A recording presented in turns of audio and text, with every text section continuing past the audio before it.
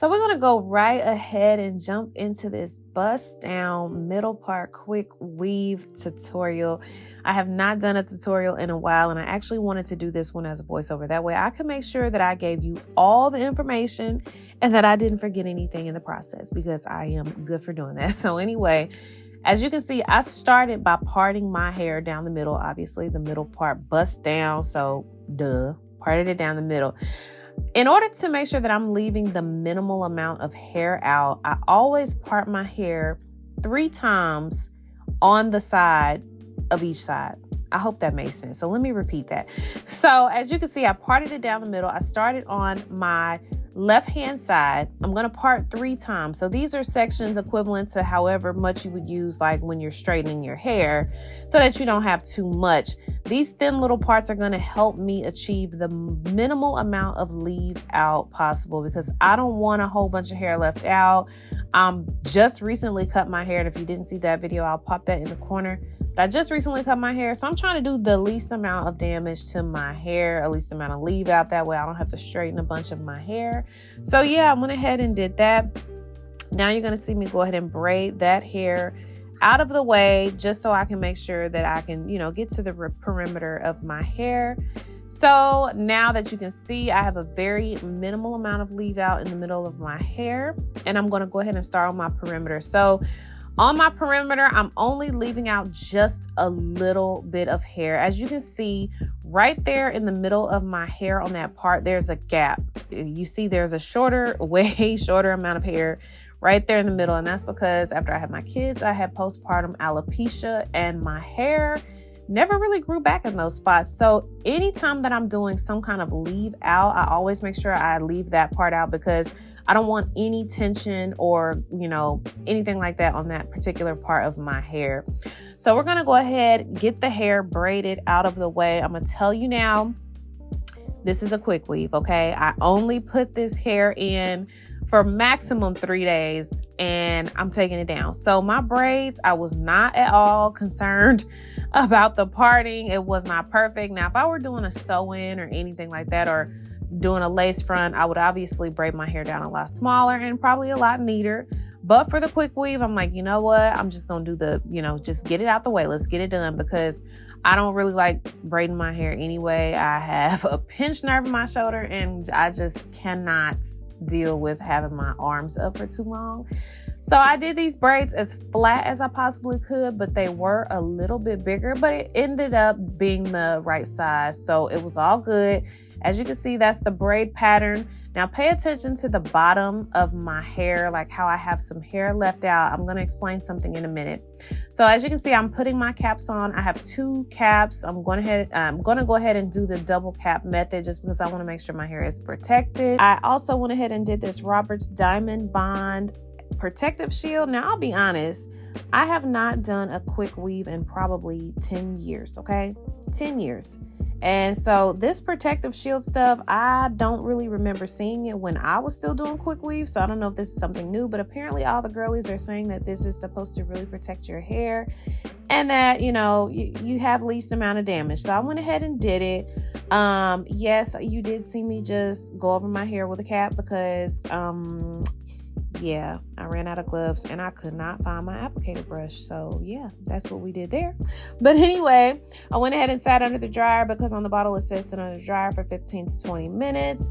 This is the hair that I picked up from the beauty supply. It is a $9.99 pack of hair.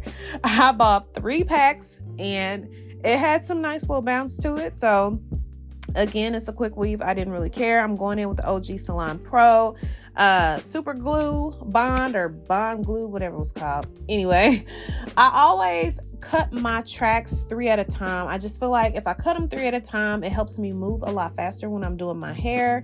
Now, remember what I said about the tails of my hair sticking out. So obviously my hair is shorter. I did not braid it all the way to the end, and I did not add hair in when I was braiding my hair. So my ends of my hair were sticking out about 1/2 inch. When I tucked my hair into my cap, my hair is at the bottom. Now, when I put my first track on, I actually put my track up about 1 inch from the bottom, and that's because I did not want that glue to get on the loose ends of my hair. So I purposely started my tracks up about 1 inch once again, that way I can make sure that I didn't get any of that glue on those loose strands of hair that were tucked in on the bottom. So again, quick weave is a very repetitive process, just like any other thing. It's very repetitive, but I will say the easiest way that I put my tracks on is I will start at the back and wrap my fingers to the front. So as you can see, I lay my track down in the back by looking in the mirror, kind of lifting it up. I press down in the back, and then I continuously press my hands around until I get to the front of that track. After you dry it in place, you shouldn't have any problems. I didn't have any problems. None of my tracks started slipping. So that is the easiest way that I can explain how I do mine. That way I can make sure that my tracks are separated with enough space, but not too much space, so that they still look really good. As I get to the top, obviously you will start to have larger pieces. So again, as you can see, I'm looking in the mirror. I see where my track is that I just did. That way I can lay my next track down right above that. And then you can kind of move and shift the track into place once you have it centered in the middle. So again, wrapping around towards the front. I'm not necessarily starting the U part shape just yet, but I am starting in the back, wrapping around to the front. And then I'm, being careful that I'm actually putting that track onto the cap that I placed on my head. Some people like to put the glue on their scalp. I don't. I have a very sensitive scalp anyway, so I want to be sure that I am putting that track and that glue on the scalp. On the cap. I just said not on my scalp. But as I get closer to the top, I do go in with just a little bit more glue right there on the edge pieces. That way I can make sure that they're not lifting up, and just kind of pat that glue into place and let the dryer do the rest. That way all of those are nice and smooth in the front. I know you guys are probably thinking, okay, how did this girl have nails on now but not a second ago? Because look, I had to go to the nail shop. I had to be that girl to put her headscarf on and go to the nail shop because my girl didn't have any other time, and I had to go. I had things to do, okay? So as you can see, I'm going to go ahead and cut this cap. I'm taking my little baby scissors because I want to make sure that I cut without cutting my hair. Again, I just had a haircut and I'm not trying to cut my hair again. So it's real nice and smooth. I didn't have any lifting with my cap. I really think the protective shield had a lot to do with that, because it did make my hair a little bit harder, but it also did not damage my hair. So as I'm getting closer to the top, I can't do the full U shape like with the track anymore because I'm beginning to run out of space. So I just went ahead and started cutting my tracks to lay them right there on the top so that I can begin to close out my quick weave. So as you can see, laying down that last track on that left hand side.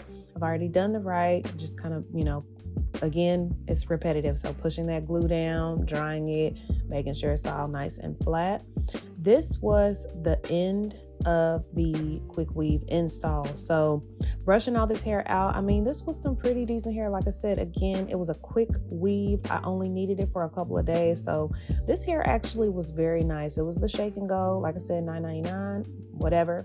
But I am taking down my leave out now, just being careful not to pull any of those tracks that were on that cap. And then just doing my regular press, like silk press method.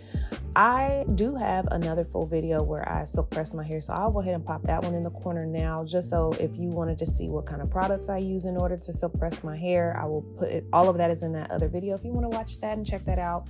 But just again, on this side, I always do with my hot comb anytime I'm doing my edges, because again, I have that short patch of hair in the front, so I want to make sure everything is nice and smooth. Went in with my edge control to go ahead and lay the baby hairs down. Not a lot though. I don't really care for a whole lot of baby hairs. But again, going back through to make my middle part. So again, at the beginning of the video, I parted 3 times on each side. So I should still have that same amount of hair left out. So same thing, going in, doing my silk press method. I cannot talk. Doing my silk press method so I can go ahead and straighten all of that hair out on each side.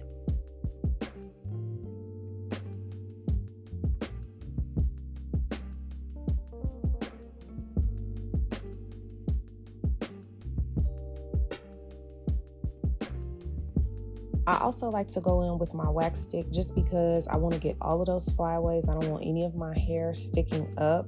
So I do my wax stick, and then I also go back over it with my hot comb just so I can make sure everything is nice and sleek. Again, this is some, it's synthetic hair. It's a hair blend. So I want to make sure that my hair is blended in as much as possible, which it actually was okay because this hair was already like silky. I mean, you kind of know synthetic hair when you see it. It's real silky and real shiny, but my hair actually blended into it very nicely. I did put a jet black rinse on my hair before I started just because I knew how dark this hair was. My hair, you can see, is still a little brown, but for the most part, it blended into the hair very nicely. I also went back real quick with my little edge brush comb because, y'all, it's the bust down middle part. The middle part has to be, it can't be a hair out of place. I mean, it's not the bust down middle part if you got a hair out of place. But I also go ahead with my wax stick right over the ends of my hair as they blend into the rest of the hair because, again, I don't want any flyaways. I want to make sure everything is nice and sleek.